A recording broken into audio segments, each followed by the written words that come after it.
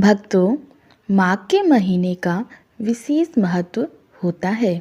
शास्त्रों पुराणों में भी इस माह को पवित्र और मोक्षदायक माना गया है। मान्यता है कि माघ महीने में किए गए स्नान, दान, जप और तप अक्षय पुण्य प्रदान करने वाला होता है। माघ महीने में पवित्र नदियों, विशेषकर गंगा नदी में स्नान और दान का विशेष विधान है। पुराणों में माघ में पूरे एक महीने संगम तट पर रहकर नियमित रूप से स्नान दान करने तथा संतों के सत्संग से पुण्य अर्जित करने का विधान है। इसे ही शास्त्रों में कल्पवास कहा जाता है। प्रयागराज में संगम तट पर कल्पवास करने को मोक्षदायी बताया गया है। साल 2024 में माघ का मेला 52 दिनों तक रहेगा। आमतौर पर कल्पवासी एक महीने ही प्रयाग में रहेंगे, मगर माघ मेला 15 जनवरी से प्रारंभ होकर 8 मार्च यानी कि शिवरात्रि तक चलेगा। माघ मेला में मकर संक्रांति 15 जनवरी 2024, पौष पूर्णिमा 25 जनवरी 2024, मौनी अमावस्या 9 फरवरी 2024, बसंत पंचमी 14 फरवरी 2024, इसे शाही स्नान भी कहेंगे, माघी पूर्णिमा 24 फरवरी 2024 और महाशिवरात्रि 8 मार्च को रहेगी। कल्पवास को संन्यास और वानप्रस्थ आश्रम का संयोजक कहा जाता है। शास्त्रों के अनुसार संन्यास आश्रम में प्रवेश करने से पूर्व एक माह माघ माह में कल्पवास करने का विधान है। कल्पवास शब्द कल्प अर्थात एक निश्चित समय अवधि में वास। इस आधार पर कल्पवास एक निश्चित समय अवधि तक गंगा तट पर रहने को कहा जाता है। कल्पवास पौष पूर्णिमा से माघ पूर्णिमा तक एक महीने का होता है, लेकिन अपनी सामर्थ्य अनुसार संकल्प लेकर 5, 11, 21 दिन का भी कल्पवास किया जा सकता है। कल्पवास में नियमित रूप से गंगा स्नान करने, साधु सन्यासियों के सत्संग का विधान है। इसके साथ ही कल्पवास के कुछ विशिष्ट नियम भी हैं। तो आइए उन नियमों और कल्पवास के महत्व के बारे में जानते हैं। माघ माह में प्रयागराज में कुंभ मेले का आयोजन भी होता है। ऐसे में कल्पवास का महत्व और अधिक बढ़ जाता है। कल्पवास पौष माह के 11वें दिन से प्रारंभ होकर माघ माह के 12वें दिन तक किया जा सकता है।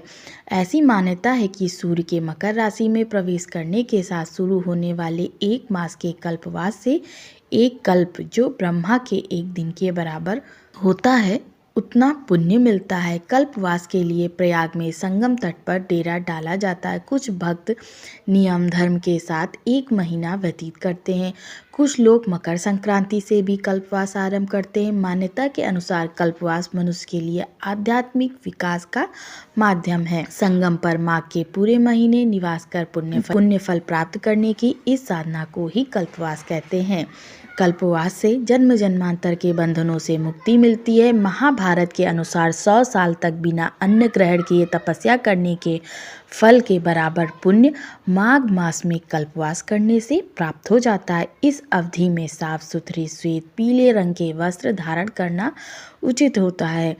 शास्त्रों के अनुसार कल्पवास की न्यूनतम अवधि 1 रात्रि हो सकती है, वहीं 3 रात्रि, 3 महीना, 6 महीना, 6 वर्ष, 12 वर्ष या जीवन भर भी कल्पवास किया जा सकता है।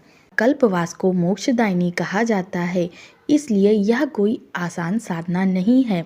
इसमें पूरे नियंत्रण और संयम का आवश्यकता होती है। पद्म पुराण में इसका जिक्र करते हुए महर्षि दत्तात्रेय ने कल्पवास के नियमों के बारे में विस्तृत वर्णन किया है, जिसके अनुसार 45 दिन तक कल्पवास करने वाले को 21 नियमों का पालन करना होता है। पहला नियम है सत्य वचन, अहिंसा, इंद्रियों पर नियंत्रण, प्राणियों पर दया भाव, ब्रह्मचर्य का पालन, व्यसनों का त्याग, ब्रह्म मुहूर्त में जागना, नित्य 3 बार पवित्र नदी में स्नान, त्रिकाल संध्या, पितरों का पिंडदान एवं दान, अंतर्मुखी जप, सत्संग, संकल्पित क्षेत्र के बाहर ना जाना, किसी की भी निंदा ना करना, साधु सन्यासी की सेवा, जप एवं संकीर्तन, एक समय भोजन, भूमि शयन, अग्नि सेवन ना करना, देव पूजन। इनमें से सबसे ज़्यादा महत्वपूर्ण ब्रह्मचर्य, व्रत, उपवास, देव पूजन, सत्संग और दान को कहा जाता है। कल्पवास कैसे आरंभ करें और कल्पवास के लाभ।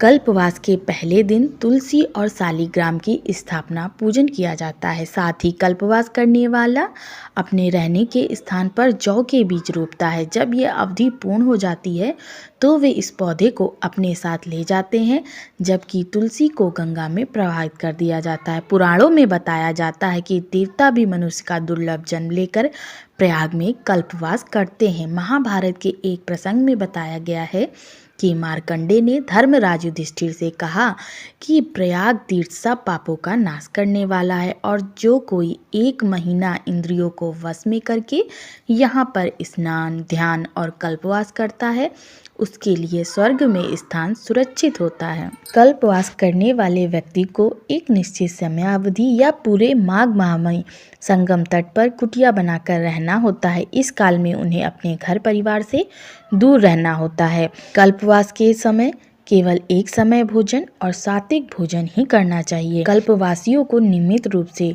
दिन में 3 बार गंगा स्नान और पूजन करने का विधान है। कल्पवास के काल में व्यक्ति को अपनी बुरी आदतों को सर्वथा त्याग करना है। कल्पवास में झूठ और अपशब्द भी नहीं बोलना है। कल्पवास के अंत में भगवान सत्यनारायण का पूजन करने का विधान है। पूजन के बाद यथाशक्ति दान देकर कल्पवास पूरा होता है। मान्यता है कि जो व्यक्ति कल्पवास की प्रतिज्ञा करता है वह अगले जन्म में राजा के रूप में जन्म लेता है।